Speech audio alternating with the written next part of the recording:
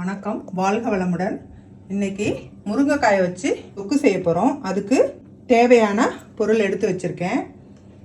தாளிக்கிறதுக்கு நல்லெண்ணெய், கடுகு 1 டீஸ்பூன், வெந்தயம் 1 டீஸ்பூன். கடுகும் வெந்தயமும் வறுத்துட்டு பொடி பண்ணி வச்சுருக்கேன். பெருங்காயம் 1/2 டீஸ்பூன். நாட்டு சக்கரை தேவைக்கு வச்சுருக்கேன்.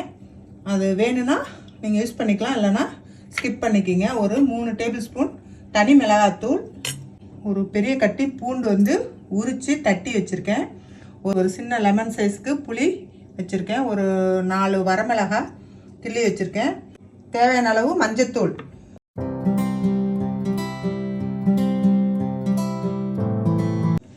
இப்போ முருங்காயை ஒரு 2-3 பீஸாக நான் கட் பண்ணி வச்சுருக்கேன். ஸ்டீமர் அப்படி இல்லைனாக்கா இட்லி பானையில் ஒரு 10 to 15 நிமிஷம் வேக வச்சுக்கலாம். இப்போ நான் இட்லி பானை தான் வச்சுருக்கேன். தண்ணி ஏற்கனவே கொதிச்சிருச்சு. இப்போ வந்து நம்ம இந்த முருங்காயை அதில் வச்சுக்கலாம்.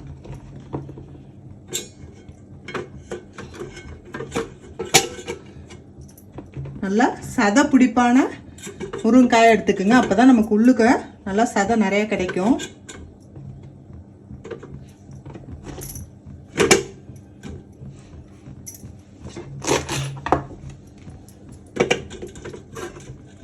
இதை வச்சுட்டு மூடி ஒரு 10 to 15 நிமிஷம் நல்லா வேக வச்சுக்கலாம். இப்போ 15 நிமிஷம் ஆயிடுச்சு. பாருங்கள், முருங்கைக்காய் நல்லா வெந்துடுச்சு. இப்போ நம்ம ஸ்டவ் ஆஃப் பண்ணிக்கலாம். முருங்கைக்காய் எடுத்து ஒரு பிளேட்டில் வச்சு கொஞ்சம் நல்லா ஆற விட்டு அப்புறம் அது உள்ளுக்க இருக்க சதையை மட்டும் எடுக்கணும். அதனால் இப்போ நான் முருங்கைக்காயை நல்லா ஆற வச்சுக்கிறேன் ஒரு பிளேட்டில்.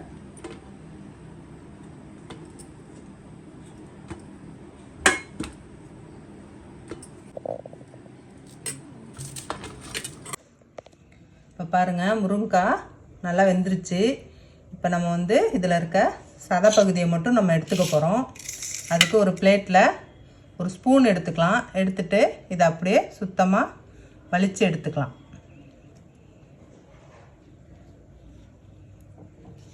அப்படியே அழகாக வந்துடும்.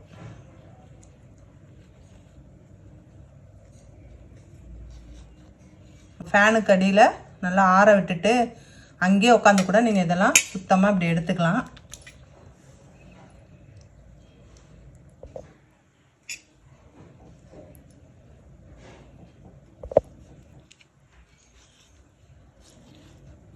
இந்த மாதிரி எல்லா முருங்கைக்காயில் இருக்க இந்த சதை பகுதியை மட்டும் நம்ம எடுத்துக்கலாம்.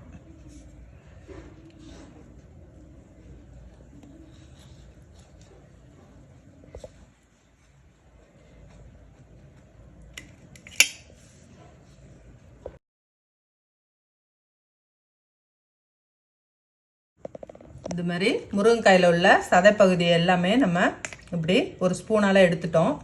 இப்போ இதை மிக்ஸி ஜாரில் போட்டு ஒன்றும் பாதியமாக அரைச்சிக்கிங்க. நைஸாக அரைக்கக்கூடாது.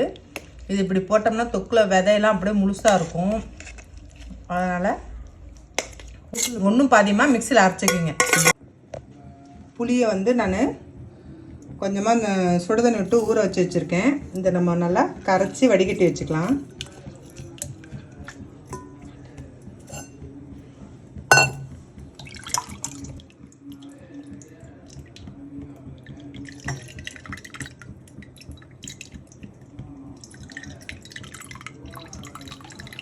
முருங்கைக்காயோட சதை பகுதியை வந்து நம்ம ஒன்றும் பாதியமாக இப்படி அரைச்சிக்கணும்.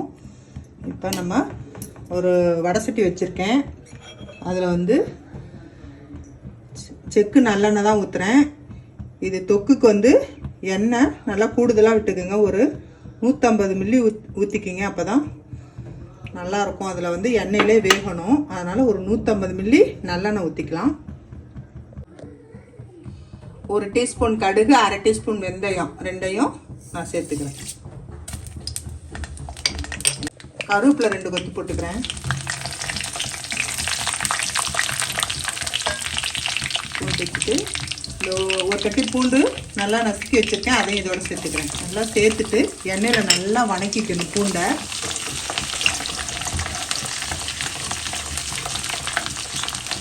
எப்பயுமே தொக்கு அல்வா இது மாதிரி செய்கிறதுக்கெலாம் நம்ம வந்து அடி கனமான வடசட்டி வச்சு செஞ்சோம்னா தான் ஒட்டாமல் வரும், நமக்கு தீயாது. அதனால் அடி கனமான கடாயை வச்சு செஞ்சுக்கிங்க. பூண்டு நல்லா வணங்கணும். ஒரு 4 வரமிளகாய் கிள்ளி வச்சுருக்கேன், அதையும் இதோட சேர்த்துக்கலாம்.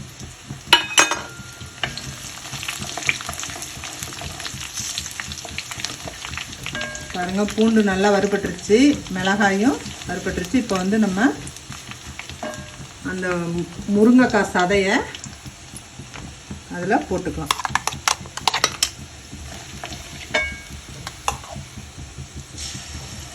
போட்டு நல்லா கைவிடாமல் கிளறுங்க.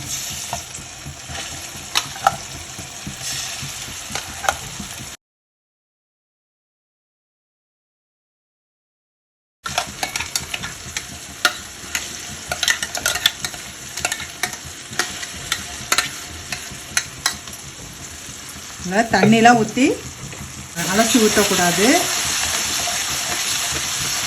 இந்த புளி கரைச்ச தண்ணி எடுத்து பாருங்க, அதை இதில் ஊற்றிட்டு அதை அலசி அதில் ஊற்றிக்கணும்.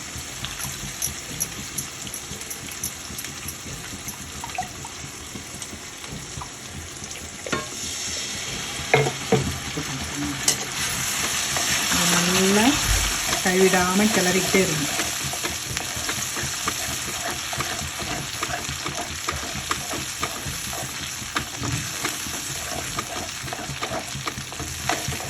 இப்போ மிளகாத்தூளை போட்டுக்கலாம்.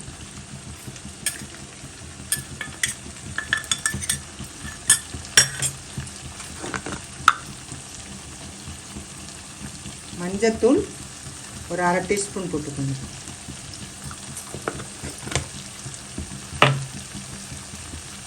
இதுக்கு தேவையான அளவு கல்லுப்பு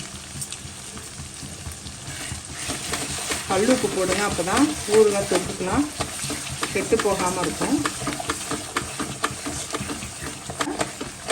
ஏற்கனவே முருங்கைக்காய் வெந்திருக்கு, அதனால் ஓரளவு இந்த எண்ணெயில் நமக்கு வணங்கினா போதும். வணங்கி நல்லா எண்ணெய் பிரிஞ்சு மேலே வர்ற அளவுக்கு வந்துடுச்சுனாவே தொக்கு ரெடி ஆயிடுச்சுன்னு அர்த்தம்.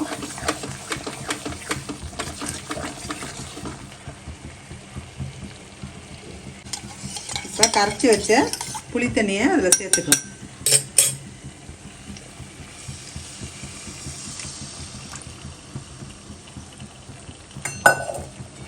சேர்த்துட்டு நல்லா கிண்டிட்டு ஸ்டவ்வை வந்து சிம்மில் வச்சுட்டு மூடி வச்சுருவோம்.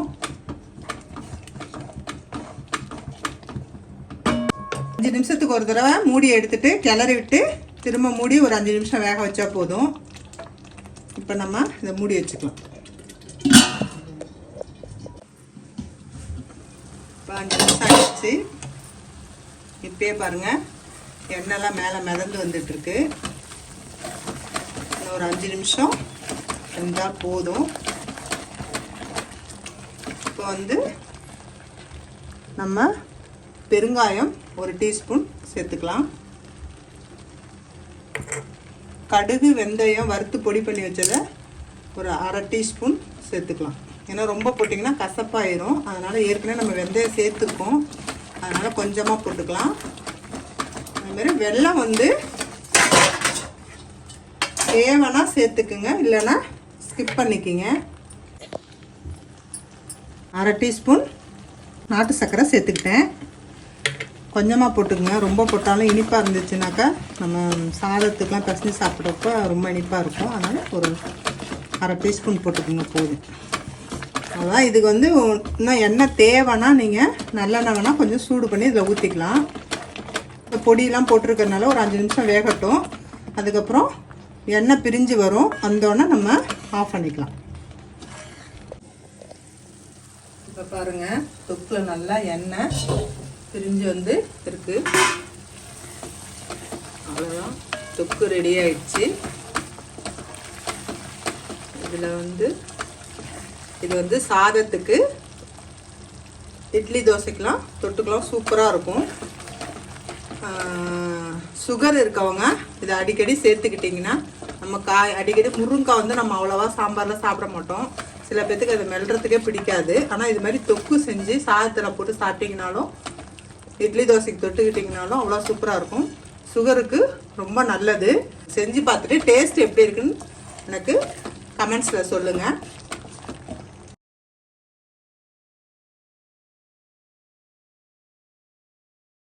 வீடியோ உங்களுக்கு பிடிச்சிருந்துச்சுன்னா லைக் பண்ணுங்கள், ஷேர் பண்ணுங்கள், கமெண்ட் பண்ணுங்கள். கவி விலாக்ஸ்க்கு சப்ஸ்கிரைப் பண்ணுங்கள்.